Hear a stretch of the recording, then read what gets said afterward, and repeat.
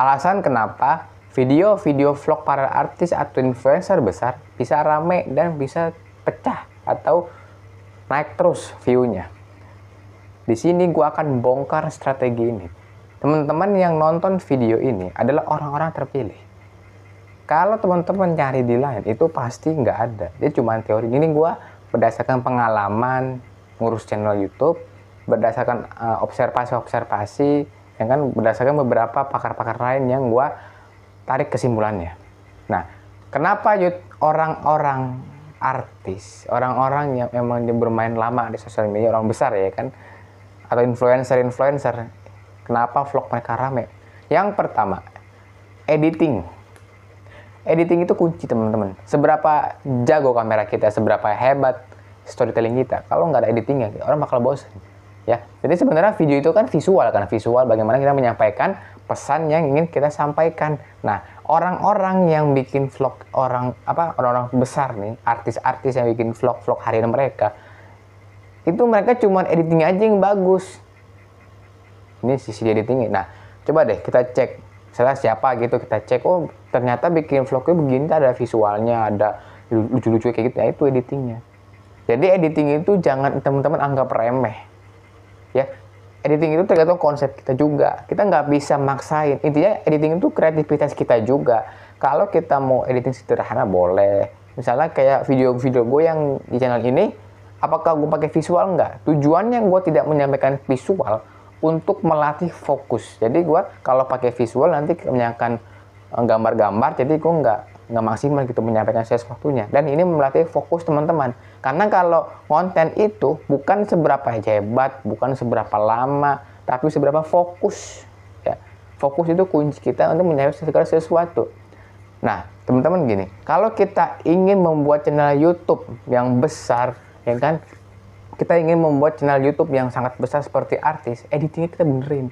Bagaimana kita mengedit sebuah video, kita rapihkan. Bagaimana kita membuat konten yang rapih, visualnya dan sebagainya. Yang kedua, storytelling. Nah, tadi kan gue sampaikan editing. Yang kedua, storytelling atau penyampaiannya. Artis-artis biasanya atau influencer besar, dia penyampaiannya sederhana sekali, menggunakan bahasa-bahasa sehari-hari. Jadi nggak pakai bahasa ilmiah, nggak bisa pakai bahasa akademis. Kenapa? Karena target mereka masyarakat biasa, bukan para orang pinter. Teman-teman harus paham target juga ya. Kalau teman-teman targetnya orang biasa, orang-orang awam, pakai bahasa sederhana. Kalau targetnya orang yang udah paham, pakailah, baru boleh kita pakai bahasa yang agak susah untuk dipahami mungkin oleh orang-orang umum. Ya, dengan penyampaian yang sederhana, storytelling itu kunci kita bagaimana menyampaikan segala sesuatu yang rumit menjadi sederhana. Itu adalah ilmu yang harus para konten kreator itu bisa.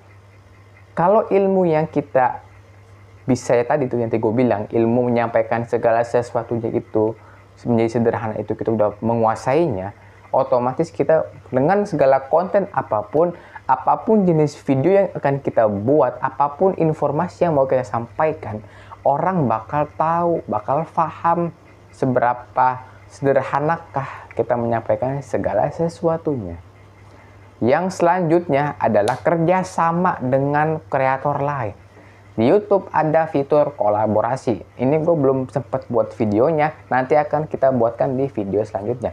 Fitur kolaborasi ini sebenarnya sangat simpel ya. Jadi dimana kita kalau bikin video dua nih, kita bisa tambahkan kolaborator atau siapapun atau orang yang kerjasama di dalam pembuatan video kita atau dalam branding kita atau pihak lain yang ingin kerjasama dengan kita, itu bisa. Jadi tujuan kolaborasi ini untuk menaikkan view. Kita kalau ngelihat channel-channel artis nih, mereka kenapa kontennya kadang suka mirip dengan artis lain? Tujuannya untuk branding, biar makin terkenal lagi. Jadi kayak membuat suatu ekosistem, ya kan? Membuat suatu sistem.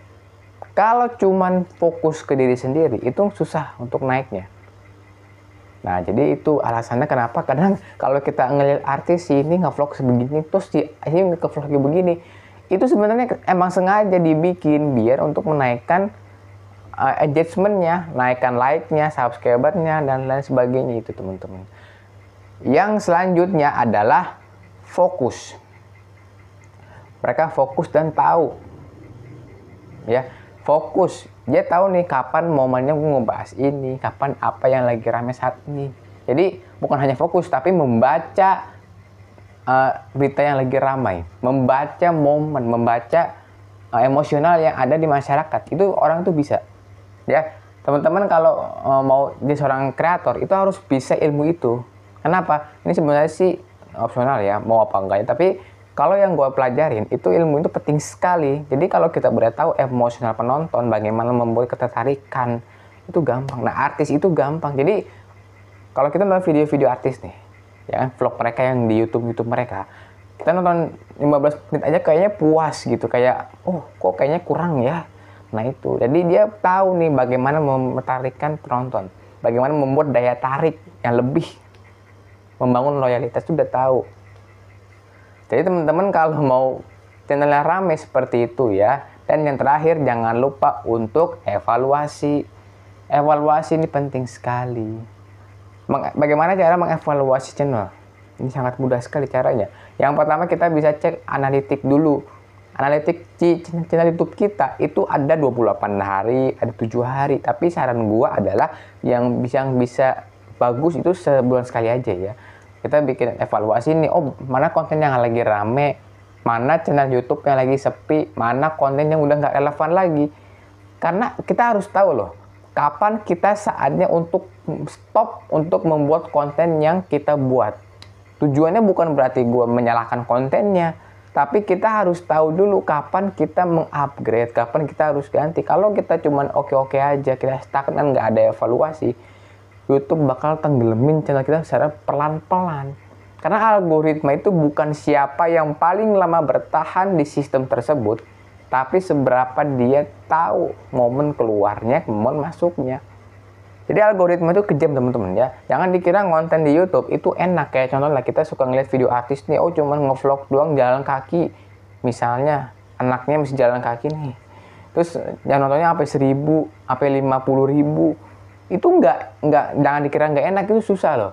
Dia punya tim khusus. Jadi timnya tuh membuat narasi, membuat storytelling, membuat sistem dan strateginya. Jadi teman-teman jangan nganggap nge-YouTube itu enteng.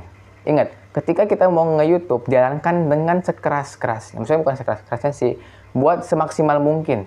Kita beli alat, kita upgrade skillnya, ya kan? Kita jadilah seorang kreator yang memberikan edukasi. Apakah kita bisa memberikan hiburan? Boleh kok hiburan, tapi yang ada edukasi juga. Jangan hanya hiburan aja. Nah itu teman-teman ilmu yang bisa gue sampaikan untuk kesempatan video kali ini. Semoga kita yang mempunyai channel YouTube yang belum berkembang dan pengen seperti artis-artis besar bisa mengikuti mereka. Yang gue sampaikan saat ini teman-teman bisa tetap belajar. Kalau belum paham bisa diulangi videonya. Sekian dan terima kasih.